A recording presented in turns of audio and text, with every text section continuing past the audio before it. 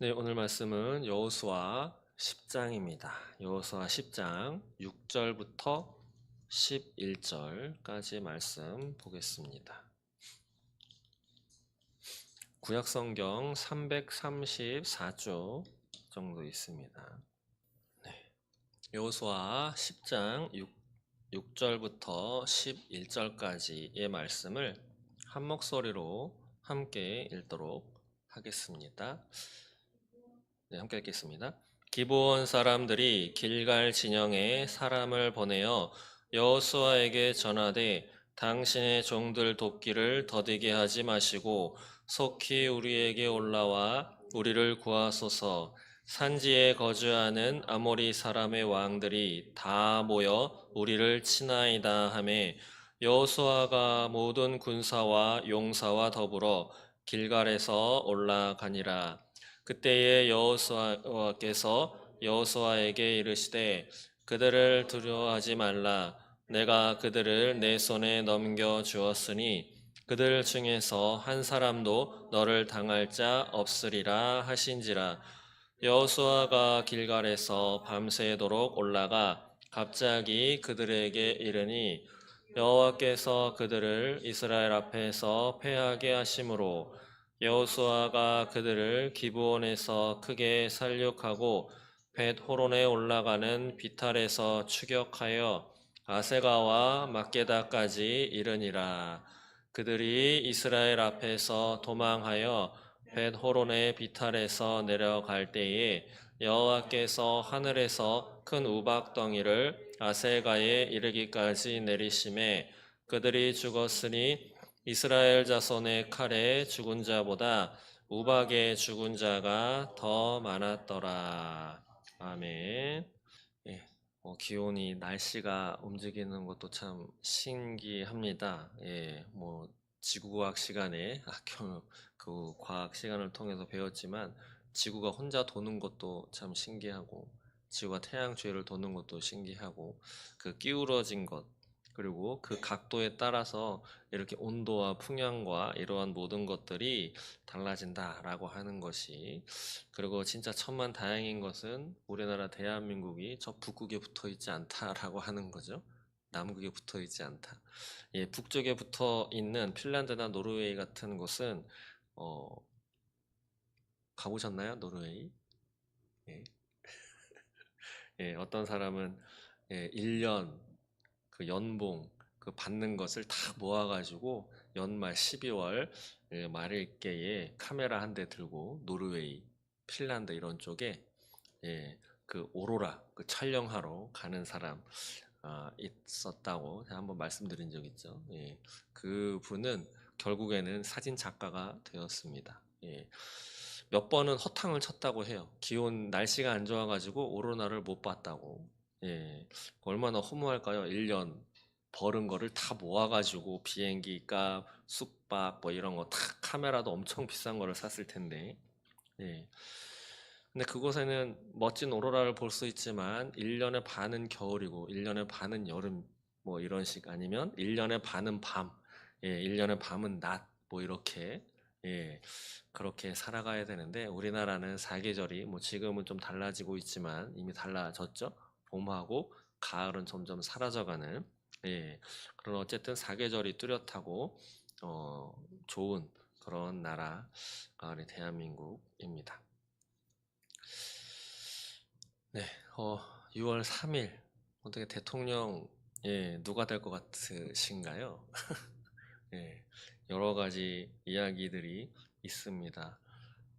어떤 사람이 또 페이스북이나 유튜브에 올렸던데 어, 여당에 뭐 야당의 한 사람으로 몰입되고 되었지만 여당은 뭐 4명에서 막 추리고 하는데 2명 추린 것도 그 투표를 보니까 좀 뭐 이상하다 해가지고 어떤 사람도 올려놨더라고요.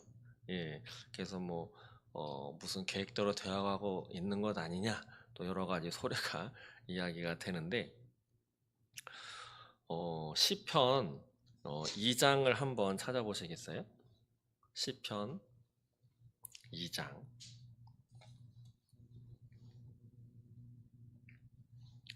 찾기 쉬우시죠? 시편 2장 1절부터 6절까지 한번 읽어봤으면 좋겠습니다. 시편 2장 1절부터 6절까지 읽겠습니다. 시작. 어찌하여 이방 나라들이 분노하며 민족들이 헛된 일을 꾸미는가? 세상의 군왕들이 나서며 관원들이 서로 꾀하여 여호와와 그의 기름 부음 받은 자를 대적하며 우리가 그들의 맨 것을 끊고 그의 결박을 벗어버리자 하는도다. 하늘에 계신 이가 웃으시며 주께서 그들을 비웃으시리로다. 그때의 분을 바라며 진노하사 그들을 놀라게 하여 이르시기를 내가 나의 왕을 내 거룩한 산 시온에 세웠다 하시리로다. 아멘. 예. 보통 시편 1편은 다들 외우고 계신 분들도 많으실 것입니다. 복이는 사람은으로 시작되는 그 시편 말씀이죠. 예, 복이는 사람과 악인들에 대해서 나오는데 그 이어서 나오는 시편 2장에 보시면 많은 이방 나라들 또 민족들이 헛된 일을 꾸민다라고 하나님이 보시면서 말씀하고 있습니다. 그리고 세상의 군왕들이 또 관원들이 서로 꾀하면서 하나님 여호와와 하나님께서 기름 부음 받은 자들을 대적하면서 이렇게 계략을 꾸미고 움직이고 있는데 하나님은 어떻게 하고 계시냐? 여기 보시니까 4절에 다시 보시면 하늘에 계신 이가 웃으시며 주께서 그들을 비웃으시리로다라고 말씀하고 계시죠. 예, 하나님이 보시기에 정말 아무것도 아닌 것으로 바라보고 계시기 때문에 하나님 웃고 있다, 웃고 계시다라고 표현하고 있습니다. 하나님 앞에서는 모든 인간의 계략이 아무것도 아닌 것이죠. 마치 달나라를 정복하겠다고, 화성에 정복하겠다고, 물론 우주선 해가지고 저 먼 밖에까지 나가지만, 하나님께서 마음 먹으시면 그 수천억 달러에 들어가지고 천문학적인 돈을 가지고 여러 가지 정말 슈퍼컴퓨터로 하나의 오차도 없이 계산해가지고 발사해서 올린 그 우주선 한 방에 그냥 아무것도 아닌 휴지 조각으로 날려버릴 수도 있으신 분이 바로 하나님이심을 우리는 알 수 있습니다. 시편 2장 2편에 나와 있는 것처럼 하나님께서는 모든 것 위에 계신 분. 그러면서 6절에 내가 나의 왕을 내 거룩한 산 시온에 세웠다 하시리로다. 저는 우리나라 지금은 왕이라고는 칭하지 않지만 대통령, 왕이라고도 볼 수 있죠. 예전으로 피하면. 그래서 우리나라 대통령도 하나님께서 우리나라 거룩하게 만드실 우리나라에 세워 주실 것을 믿습니다. 그리고 그것을 위해서 함께 기도하는 저 여러분 되었으면 좋겠습니다. 하나님께서 세상에 사람들, 인간들이 아무리 기를 쓰고 기술을 부리고 계략을 한다 하더라도 하나님 앞에서는 아무것도 아니다라고 하는 것 성경이 이미 몇천 년 전서부터 기록하고 있는 것이죠. 오늘 제목, 본문으로 돌아가면 제목 이렇게 정했습니다. 사람들과의 약속에도 신실한지 하나님은 보고 계신다 라고 하는 제목입니다. 여러분들은 약속을 얼마나 소중히 여기고 계신가요? 약속 다 지키시나요?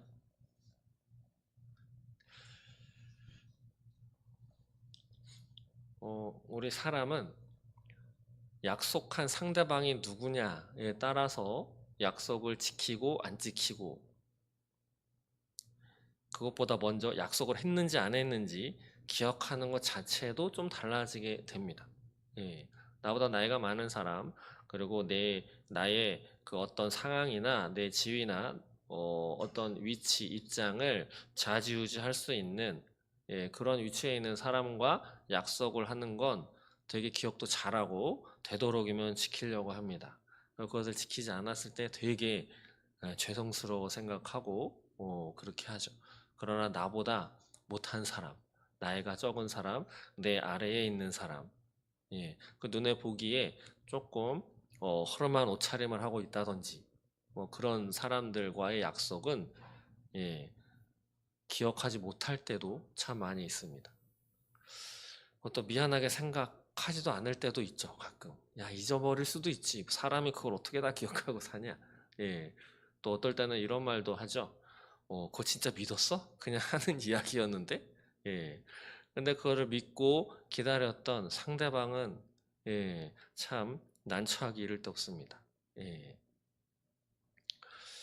누구나 다 한두 번, 몇 번씩은 경험을 해보셨을 것입니다. 어쩌면 그 상대방으로서, 또 어쩌면 그 반대, 기억하지 못하고 헛말을 한 주체자로서의 입장에 한두 번쯤은 다들 서 계셨을 것입니다. 근데 오늘 본문에 보시면, 예, 여호수아가 기브온 사람들과 약속을 어떻게 했는가에 대해서 나오는 것이죠. 9장 앞서서 지지난 시간에 9장 말씀에는 기브온 주민들이 여호수아를 찾아와 가지고 언약을 맺습니다. 우리를 지켜달라라고. 그러면서 그런데 속인 거죠. 정당하게 약속을 한 게 아닙니다. 속여가지고 약속을 맺어서 그래 지켜줘야지라고 하는 언약을 맺게 되는 것이 9장의 이야기입니다. 근데 9장 1절을 한번 보시면 1절에 이렇게 나와 있죠. 이일 후에 요단 서쪽 산지 평지 레바논 앞 대해 연안에 있는 햇사람과 아모리 사람과 가나안 사람과 브리스 사람과 히위 사람 여부스 사람의 모든 왕들이 이 일을 듣고 모여서 일심으로 여호수아와 이스라엘에 맞서서 싸우려 하더라. 예. 여러 이방 민족들이 여호수아와 이스라엘에 맞서서 싸우려고 이미 이 마음 먹은 그 상태에서 기브온 사람들이 언약을 맺은 이야기가 지난 9장의 이야기입니다. 그러면서 오늘 10장 1절부터 5절까지에 보시면 아도니 세덱이라고 하는 예루살렘 왕이 3절에 나오는 것처럼 헤브론, 그 다음에 야르뭇, 그 다음에 라기스, 에글론 왕과 함께 기브온을 치자라고 이렇게 이야기를 하면서 연맹을 맺게 되죠. 그래서 5 왕들이 하나가 돼가지고 기브온을 치려고 하고 있습니다. 그러면서 5절에는 거느리고 올라와서 기브온에 대진하고 싸우는 그런 장면이 나오죠. 그랬더니 이제 기브온 사람들이 자신들이 언약을 맺었던 여호수아를 찾아오게 되는 거죠. 그러면서 6절에 보시면 여호수아에게 당신의 종을 도와주시오. 그것도 더디게 하지 말고 우리를 구하소서라고 요청을 하게 됩니다. 이때 여호수아는 어떤 생각이 들었을까요? 언약을 맺었으니까 당연히 도와야지. 이 한 가지 생각이었을까요? 원래 기브온 사람은 언약을 맺어서는 안 되는 관계였죠. 속여서 기브온 사람들이 속여가지고 여호수아가 언약을 맺게 되었다라고 하는 것은 9장에 나와 있습니다. 그렇다면 원래는 기브온 사람들을 전멸을 시켰어야지 하는 것인데 언약을 맺었기 때문에 그들을 살려두게 된 것인데 다른 5 왕들이 합심해 가지고 기브온을 전멸하기 위해서 전쟁을 벌인다라고 한다면 어떻게 보면 여호수아는 손 하나 안 대고 기브온을 죽는 자리에 내버려 둘 수도 있었습니다. 그렇다면 후대에 계속 그런 골칫거리는 되지 않았을지 모릅니다. 그리고 그것이 원래 하나님이 여호수아와 이스라엘 백성들에게 가나안 땅에 들어가서 이방 민족들과 아무런 언약도 맺지 말아라 라고 했던 그 명령을 다시 지킬 수 있게 되는 그러한 하나의 방책이 될 수 있는 거죠. 그렇다고 한다면 여호수아는 손 하나 안 대고 원래는 본인들이 언약을 맺지 않았다면 본인들이 군대를 일으켜서 기브온을 다 전멸을 시켰어야 되는데 지금 이 순간에는 손 하나 대지 않아도 기브온은 전멸될 상황에 놓여 있는 거죠. 만약에 여러분들이 여호수아였었다면 어떤 선택을 하셨겠습니까? 성경을 읽으면서 이러한 것을 한두 번 이렇게 생각하다 보면 성경을 이렇게 쭉 잘 읽혀지진 않더라고요. 고민이 참 많이 돼서 저 같아도 고민이 좀 많이 되었을 것 같습니다. 와, 손 하나 안 대고 얘네 다 없앨 수 있겠는데? 라고 하는 언약 지키려면 힘들잖아요. 또 피도 봐야 하고 피를 보지 않는다 하더라도 사람들을 움직여야 하고 예. 그래서 또 이런 저런 말을 듣겠죠. 이스라엘 백성들에게 아 그거 보십시오. 속여가지고 제대로 조사도 안 하고 선뜻 언약을 맺어가지고 우리가 지금 고생하고 있는 거 아닙니까? 라고 하는 아마 도우러 가는 내내 그런 소리를 들을 수도 있을 것입니다. 그렇다면 앞에 지도자 위치에 있었던 여호수아는 마음이 편하지는 않았을 텐데 그런 모든 골칫덩어리를 한 방에 손 하나 대지 않고 손 안 대고 코 푼다라고 하는 것처럼 해결할 수 있는 기회이기도 했었을 것입니다. 그런데 여호수아는 다른 선택을 하게 되죠. 7절에 보시니까 여호수아가 모든 군사와 용사와 더불어 길갈에서 올라가니라. 앞도 뒤도 재지 않고 바로 올라가게 되었습니다. 여호수아는 하나님과의 언약뿐만 아니라 기브온 족속들과 맺었던 그 언약도 소중하게 생각했던 사람이다 라고 하는 것을 우리는 알 수 있는 거죠. 근데 희한하게도 여호수아가 길갈에서 모든 용사 올라가니라 먼저 올라가니까 8절 보시면 그때에 하나님이 등장하십니다. 보시면 8절 그때 여호와께서 여호수아에게 이르시되 그들을 두려워하지 말라 내가 그들을 내 손에 넘겨주었으니 그들 중에서 한 사람도 너를 당할 자 없으리라 하신지라. 순서를 보시면 여호수아가 먼저 움직입니다. 그랬더니 하나님이 말씀을 하시는 것이죠. 이것을 또 성경을 이래저래 해석하는 소위 자유주의 이 신학 이런 물을 들이는 분들은 하나님께 기도해가지고 응답받아가지고 올라간 거 아닌가로도 해석할 수 있지 않느냐 이런 저러한 이야기를 할 수도 있겠지만 어쨌든 성경은 순서를 이렇게 기록하고 있습니다. 7절에 여호수아가 먼저 올라가니 8절에 그때에 여호와께서 말씀을 하십니다. 한 사람도 너를 당할 자 없으리라. 이것을 통해서도 우리가 한 가지 알 수 있는 것은 무엇인가 하면 하나님은 여호수아가 비록 속여서 상대방이 속여서 언약, 약속을 맺었지만 하나님 앞에 맺은 언약이라 파기하지 않고 그들의 도움을 약속대로 지키기 위해서 움직였던 그런 모습을 하나님은 보시고 하나님이 약속의 말씀을 다시 주셨다라고 하는 것을 우리는 알 수 있습니다. 그래서 결과적으로는 다 물리치게 되는 거죠. 뒤에 10절, 11절까지 이렇게 보면 다 추격해서 다 멸절하고 싹 죽여버리게 되는 결과가 나옵니다. 그러면서 11절에는 하나님이 행하신 전쟁이라고 하는 것을 다시 한번 발견할 수 있는데 11절에 보시면 여호와께서 하늘에서 큰 우박덩이를 아세가에 이르기까지 내리심에 그들이 죽었으니 이스라엘 자손의 칼에 죽은 자보다 우박에 죽은 자가 더 많았더라. 제가 여호수아를 시작하면서 여호수아서 이 가나안 족속 이 땅 분배하는 것 전쟁하는 이 역사가 하나님의 역사이시면서 그 땅 왜 이렇게 땅을 주기 위해서 그냥 보냈는가 그것도 있지만 그보다 먼저 가나안 땅에 그 수많은 죄악이 쌓였기 때문에 하나님이 그 죄악을 징벌하기 위한 하나님의 전쟁입니다 라고 하는 말씀을 기억하실 것입니다. 오늘도 이 5 왕들을 무찌를 때 여호수아가 나섰지만 여호수아와 이스라엘 백성들이 실제로 칼로 죽은 자보다 하나님께서 역사하셔서 우박에 죽은 자가 더 많았다라고 성경은 기록하고 있습니다. 이것으로 볼 때 진실로 이 가나안 땅에서의 전쟁은 하나님께서 행하시는 하나님의 전쟁이다.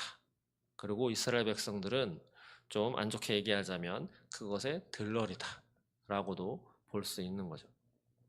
근데 여하튼 이렇게 승리를 거둘 수 있게 되는 과정 가운데에는 하나님이 여호수아가 비록 속여가지고 상대방이 속여서 언약을 맺었지만 하나님 앞에 언약을 맺은 거기 때문에 그것을 지키는 그 모습을 보고 하나님이 자신의 그 약속의 말씀대로 움직이셔서 전쟁을 승리하게 하셨다라고 하는 사실이죠.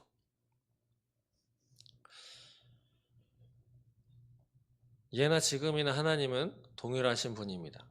그렇기 때문에 오늘 대한민국 살아가는 우리에게도 똑같이 적용될 수 있는 내용이죠. 그 하나님, 여호수아가 어떻게 행동하는가? 나에게만 잘하나? 아니면 내 앞에서 약속을 했었던 상대방에게도 그 약속을 지키는가를 바라보셨다면 오늘 대한민국에서 이 땅에서 살아가는 우리들의 삶의 모습에도 하나님은 그렇게 바라보실 것입니다. 그렇기 때문에 약속을 지키셔야 하는 거죠. 이 앞에 서 있는 저도 마찬가지로. 성경에 그런 신약에 보면 그런 것도 있죠. 이스라엘 백성들이 부모님에게 잘 해야 되는데 고르반 헌금만 내는 것으로 그 부모에게 하는 것을 안 하는 그것을 질책하는 사건도 나옵니다. 그리고 또 약간의 다른 이유도 있지만 성전에 예배하러 왔다가 누구에게 용서를 구할 일이 생각나거든 예물을 그 앞에 두고 가서 용서를 구하고 다시 와라 라고 하는 말씀도 기억하실 것입니다. 하나님인 나에게만 성실하고 나에게만 신실하고 나와 한 약속만 지키면 너 주변에 다른 사람들과는 어떻게 지내든 나는 상관하지 않아 라고 하는 하나님이 아니시다 라고 하는 겁니다. 그래서 어쩌면 신앙생활을 하는 것이 쉽지만은 않다라고 하는 것을 우리는 성경을 읽을수록 알아가게 되는 거죠. 그래서 약속을 지키셔야 합니다. 그래서 약속하실 때는 조심스럽게 잘 하셔야 되는 거죠. 어린아이와의 약속도 잘 지키셔야 합니다. 제가 아주 어릴 때 저희 그 아버지하고 무슨 아마 바둑알 깨기를 했던지 그러면서 100원 소위 내기를 했어요. 100원 내기. 이기는 사람한테 100원 해는 거. 근데 제가 이겼거든요. 근데 아버지가 안 주셨어요. 근데 그게 얼마나 속상하든지 결국은 제가 혼났는데 떼쓴다고 근데 어린 마음에 되게 속상해서 이겼는데 약속했는데 왜 안 주시는 거지? 꼭 지키셔야 합니다. 약속. 근데 이때 또 이어서 나오는 것이 희한한 사건이죠. 태양이 머물고 달이 멈춘 사건입니다. 어디에서는 과학적으로 이게 또 증명이 되었다라고 하는 이야기도 있지만 어느 쪽에서는 그거는 그렇게 알 수가 있는 것이 아니다라고 하는 이야기도 있죠. 근데 우리는 성경을 믿는 사람들입니다. 근데 성경을 다 믿는데 이 지금 12절부터 15절, 16절, 14절까지의 이 말씀 여호수아가 하나님 앞에 기도하면서 12절에 보시면 태양아 너는 기본 위에 머무르라 달아 너도 아얄론 골짜기에서 그리할지어다. 태양도 머물고 달도 머물러라. 지금도 지구가 계속 돌고 있죠. 달도 계속 돌고 있고 태양도 돌고 있습니다. 태양의 자체도 돌고 있고 우주도 움직이고 있습니다. 근데 성경은 분명히 이게 멈추었다. 중천에 머물러서 있다라고 기록하고 있습니다. 그런데 이것도 믿으셔야 한다라고 하는 거죠. 다른 건 다 믿어지는데 이거는 잘 안 믿어져. 그러면 좀 많이 격하게 말씀드리면 이단이 될 수도 있는 것입니다. 성경 이야기를 인정이 되든 믿어지지 않아도 믿음으로 고백해야 하나님의 자녀이자 그리스도인인 것이죠. 우리가 갖고 있는 지금의 첨단 과학 기술로 입증이 안 된다. 또 70억이 넘는 인구가 다 이것은 아니라고 이야기를 한다 하더라도 성경에 나와 있기 때문에 우리는 우리 머리로 우리 가슴으로도 잘 받아들이지 않더라도 하나님이 이렇게 행하셨어 라고 인정해야 그리스도인인 것이죠. 성경에 쓰여 있는 것. 예. 그렇기 때문에 차별금지법, 동성애자들을 옹호하는 그런 사람들, 그걸 법으로 또 만들려고 하는 그런 사람들은 성경에 나와 있는 것을 문화적으로, 그때는 그런 상황이었기 때문에 비유로 써놓은 거지 지금은 다르게 바라보는 것이다. 자유주의자들과 다 이렇게 섞여 들어가가지고 성경을 조금 다르게 해석하는 또 그런 것들이 진리인 약. 그래서 언제부턴가 인문학이라고 하는 것이 들어오면서 인문학으로 성경 바라보기, 인문학으로 성경을 해석하기. 저도 관심을 가지고 많이 들어본 적도 있고 읽어본 적도 있습니다.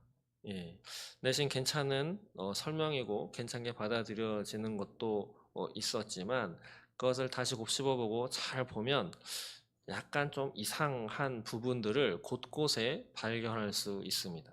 제가 언젠가 한번 보여드린 적이 있죠. 천국과 지옥에 대해서 교수라고 신학 교수라고 하는 사람이 어떻게 설명을 하는 것인지.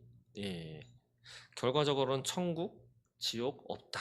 뭐 이런 이야기도 있고 요즘에 드라마가 또 있습니다. 천국보다 아름다운 인가 그런 드라마가 나왔는데 살짝 봐봤는데 제가 보기에는 저 천주교에서 이야기하는 연옥 같은 뭐 그런 그런 이야기인 듯한 지옥으로 가다가 탈출해요.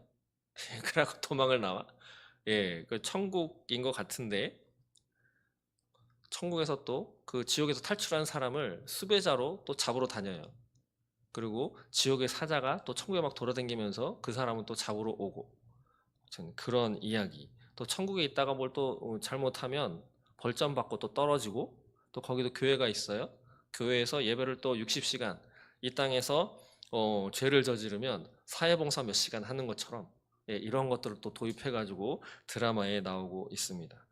그냥 별 생각 없이 보면 재밌는 드라마 또 좋아하는 연예인들 등장인물이 나와가지고 그냥 보고 할 수 있는 것인데 한 가지 우려가 되는 것은 아직 신앙심이 그렇게 깊지 않거나 성경을 잘 알지 못하고 순프레하게 알고 있는 또 일반적인 분들은 그 드라마를 보면서 마치 그리스 로마 신화처럼 그리스 로마에 보면 많은 신들이 나오잖아요. 근데 인간들처럼 바람도 피고 여러 가지 시기와 질투, 미움도 있고 좋은 일도 하고 나쁜 일도 하고 또 어떤 신은 벌을 받아가지고 계속 다람쥐 쳇바퀴 돌리듯 돌멩이를 저 위에다가 올려놔야 하는 그러한 모습으로 평생을 살아가는 신들의 모습이 그려져 있습니다. 인간들의 삶의 모습을 신으로 약간 둔갑을 해가지고 그렇게 해놓은 것인데 잘 분별력을 가지고 바라보아야 하는 거죠. 이러한 것들이 다 인문학적인 해석, 자유로운 자유주의적인 해석, 이러한 드라마, 문화라고 하는 이름으로 다 짬뽕이 돼가지고 오늘날 이 성경도 오늘 보시면 분명히 여호수아가 하나님께 기도했더니 태양이 머물고 달이 머물러서 이것도 야살의 책에도 기록이 되어 있지 않았느냐라고 하는 성경의 기록. 그리고 하나님께서 사람의 목소리를 들으신 이 같은 날은 전에도 없었고 후에도 없었나니 라고 하는 이 성경에 글로 박아놓은 이 기록을 자신들의 입맛에 자신들의 마음과 감정에 또 이 시대의 문화에 맞도록 해석하는 여러 가지 일들이 우리를 미혹하고 헷갈리게 하고 있는 것이 실정입니다. 여러분들은 어떠하십니까? 믿지 않으셔도 믿음이 100% 가지 않으셔도 인정은 하셔야 된다라고 하는 말씀을 제가 종종 드리죠.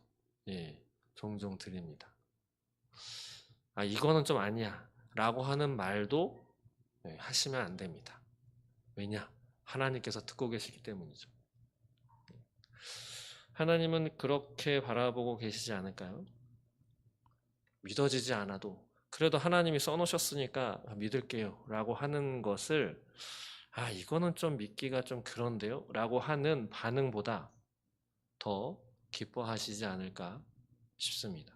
또 어쩌면 그것이 믿음이지 않을까 그런 생각을 가지고 하나님 앞에 고백을 하면 하나님이 그 전과 그 후에 우리의 믿음을 더 좋게 더 깊게 해 주시지 않을까 그런 말씀을 드립니다.